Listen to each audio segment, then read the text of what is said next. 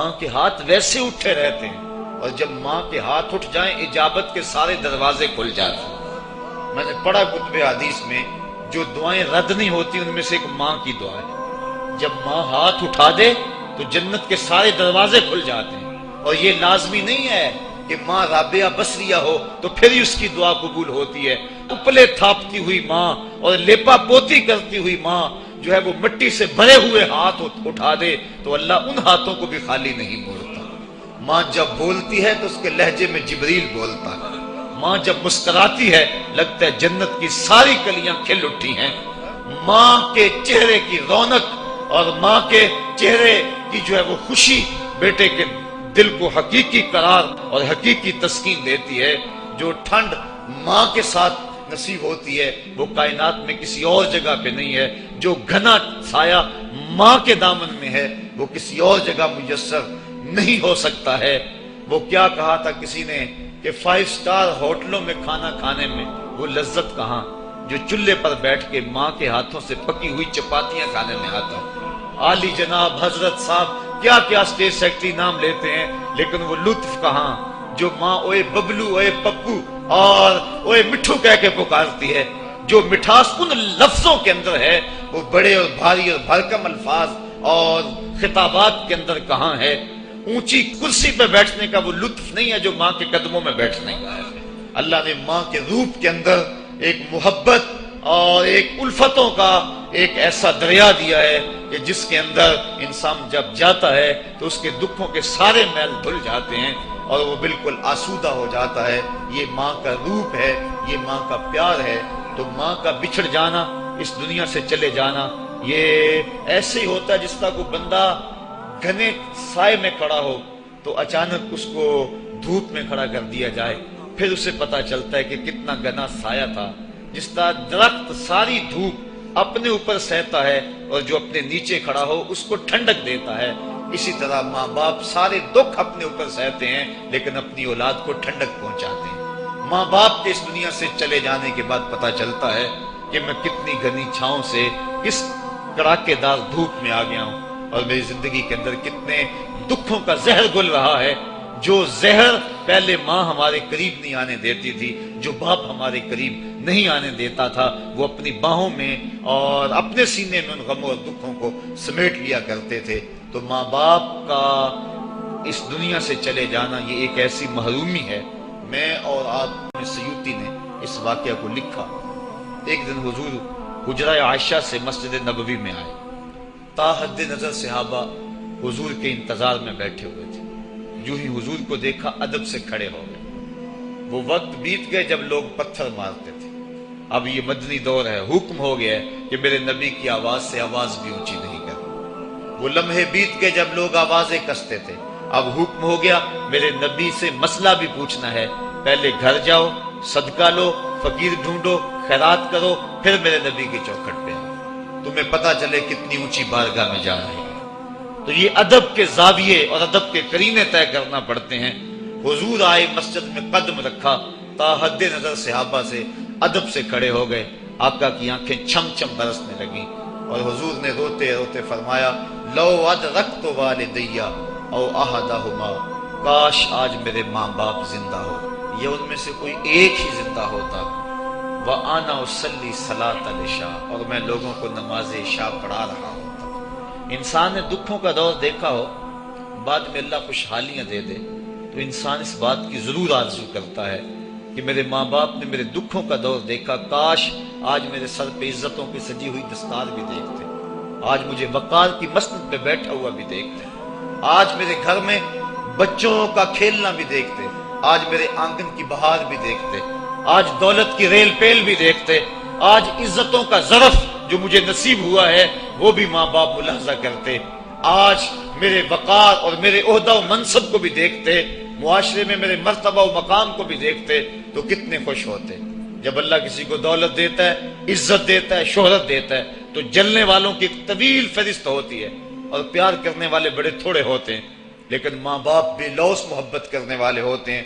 تو انسان جب کسی ایسے مرحلے پہ پہنچتا ہے تو وہ ضرور یہ آرزو کرتا ہے، کاش آج میرے ماں باپ ہوتے تو وہ دیکھتے تو کتنا خوش ہوتے، ان کی آنکھیں کتنی ٹھنڈی ہوتی۔ ان کے دل کو کتنی تسکین پہنچتی مجھے اس مرتبے پہ پہنچا ہوا دیکھ کر۔ ظاہر ہے جب حضور پیدا ہوئے تو باپ کا سایہ سر پہ نہیں تھا، 6 سال کی عمر تھی۔ حضور اپنی سمجھا کہ یہ میرا بخار اب جان لیوا ثابت ہوگا۔ انہوں نے ام ایمن کو بلایا اور کہا میرے اس بیٹے کو بحفاظت امیر قریش عبد المطلب تک پہنچا دینا۔ پھر حضور کو سامنے بٹھایا، سر پہ ہاتھ رکھا۔ جب سیدہ آمنہ نے اپنے بیٹے کے سر پہ ہاتھ رکھا، بیوہ ماں کا ہاتھ جب اپنے یتیم بچے کے سر پہ آیا تو ابوا کی ریت کے ذرے بھی رونے لگے۔ سیدہ آمنہ کچھ کہنا چاہتی تھی لیکن ضبط کے بندھن ٹوٹ گئے، آنکھوں سے سیلاب اشک جاری ہو گیا، تو جو کہنا چاہ رہی تھی اس میں چند جملے ادا کیے جو ابن حشام نے محفوظ کیے۔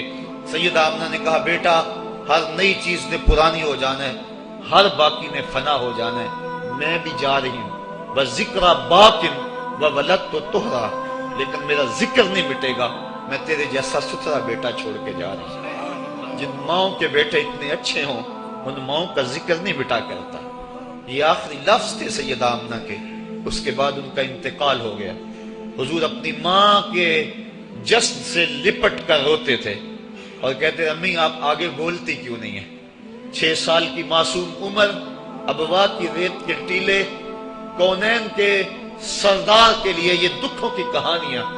اللہ کے محبوب علیہ السلام نے وہیں اپنی ماں کی تدفین کی اور وہ اپنی ماں کی قبر کے اوپر پتھروں کے ٹکڑے رکھے، اور یہاں آج ہو بھی کیا سکتا تھا۔ مدینے میں حضور کی ماں کا انتقال ہوتا، کتنے صحابہ جنازے میں ہوتے، فرشتے جنت سے پھول لے کر آتے حضور کی ماں کی قبر پہ چڑھانے کے لیے۔ یہ ابوا کی ریت ہے، مسافرت، غربت۔ حضور نے مٹی کے اس تودے کے اوپر اپنی ماں کی قبر کے اوپر پتھر کے ٹکڑے رکھے، اور وہ کیا کسی شاعر نے کہا تھا تجھے کن پھولوں سے ہم کفن دیں، تو جدا ہی ایسے موسموں میں ہوا جب درختوں کے ہاتھ پھولوں سے تھی کہ امیر قریش حضرت عبد المطلب کا بھی انتقال ہو گیا۔ میں نے ابن حشام میں پڑھا ہے کہ جب امیر قریش کا جنازہ اٹھا تو پورا مکہ امڈ آیا جنازے میں، لیکن 8 سال کا ایک بچہ تھا جو دیواروں سے لگ لگ کے روتا تھا۔ آج اس کا یہ سہارا بھی چلا گیا۔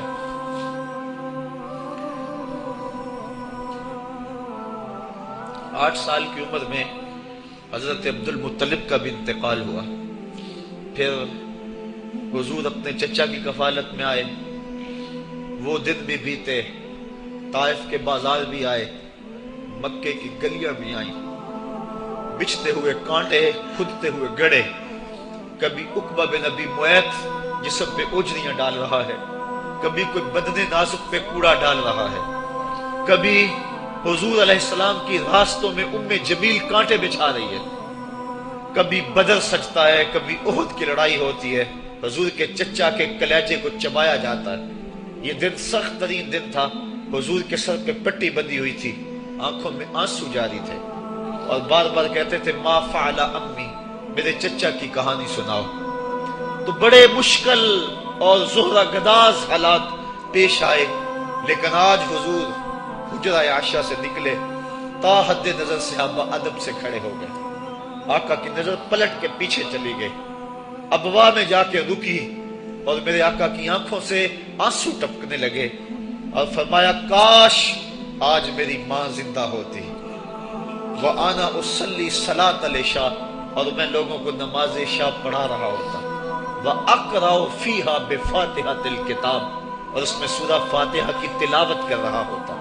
پھر میری ماں کو میرے ساتھ کوئی کام یاد آ جاتا، وہ دروازے پر آتی، چلمن سرکاتی، اور اپنے میٹھے اور مدبر لہجے میں مجھے بیٹا محمد کہہ کے آواز دیتی۔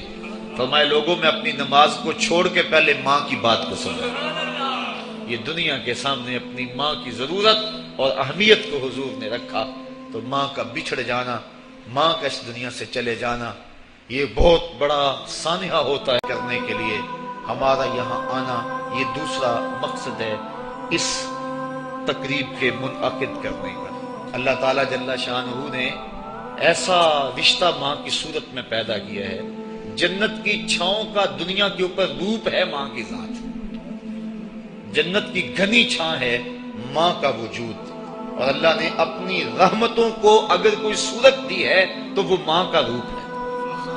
اور ماں کے سینے میں وہ تڑپتی ہوئی ممتا اور محبت کے وہ پگھلتے ہوئے جذبات رکھے گئے ہیں کہ دنیا پر ماں کے پیار کا بدل نہیں ہے۔ میں کہا کرتا ہوں آج کوئی شے بھی خریدنے نکلیں تو آپ وثوق سے نہیں کہہ سکتے یہ خالص ہے۔ ہر شے 2 نمبر دستیاب ہے، ہر شے میں ملاوٹ ہے، لیکن ایک چیز آج بھی ملاوٹ سے پاک ہے اور وہ ماں کا پیار ہے۔ ماں کی محبت آج بھی کھری ہے اور آج بھی اس میں کوئی ملاوٹ نہیں ہوئی۔ بچہ بوڑھا بھی ہو جائے لیکن ماں کے لیے وہ بچہ ہوتا ہے، ماں کی دعائیں اسی طرح اس کے لیے ہوتی ہیں، اور بچہ آغوش مادر میں آ کر پھر طفل سادہ رہ جاتا ہے۔ یہ ماں کا پیار اور ماں کی محبتیں۔ ایک شاعر نے ماں کی محبت کا نقشہ کھینچتے ہوئے کیا خوبصورت بات کہی۔ وہ کہتا ہے مدت ہوئی میری ماں نہیں سوئی تابش، میں نے ایک بار کہا تھا مجھے رات کو ڈر لگتا ہے۔ کہا سحری کے وقت میں نے ایک بار اٹھ کے رات کو چونک کر کہا تھا مجھے رات کو ڈر لگتا ہے۔ مدت ہو گئی اس بات کو، یہ قصہ پرانا ہو گیا ہوا ہے، مجھے بھی بھول گیا ہوا ہے، لیکن میری ماں رات کو نہیں سوتی، میرے بیٹے کو کہیں ڈر نہ لگ رہا۔ یہ ماں کے پیار کا روپ ہے۔ علامہ اقبال جب ان کی والدہ انتقال کر گئیں تو وہ دیار غیر میں تھے، تو اس وقت انہوں نے ایک طویل مرثیہ لکھا اپنی ماں کی یاد میں، جو آج بھی کلیات اقبال اردو مجموعہ میں ہے، جس کا عنوان ہے والدہ مرحومہ کی یاد میں۔ اس کے اندر لکھتے ہیں آہ اب وطن میں ہوگا کس کو میرا انتظار، آہ وطن میں ہوگا اب کس کو میرا انتظار، کون میرا خط نہ آنے سے رہے گا بے قرار، آرزو لے کر تیری خاک مرکت پہ آؤں گا، اب دعائے نیم شب میں کس کو میں یاد آؤں گا، کون پچھلے پہر اٹھ کے دعا کرے گا۔ ہر ایک سے کہنا پڑتا نا جناب دعا کرنا، مولوی صاحب سے بھی عرض کرنا پڑتا حضور دعا میں، جی کو معتمر کو کہنا پڑتا جناب دیار حرم میں جا رہے ہو اور دیار حبیب میں جا رہے ہو، وہاں مجھے دعاؤں میں یاد رکھنا، سین حرم میں بھی اور جالی کے سامنے بھی۔ ہر ایک کو کہنا پڑتا ہے کہ مجھے دعاؤں میں یاد رکھنا۔ کبھی ماں کو بھی کہنا پڑا کہ امی دعاؤں میں یاد رکھنا۔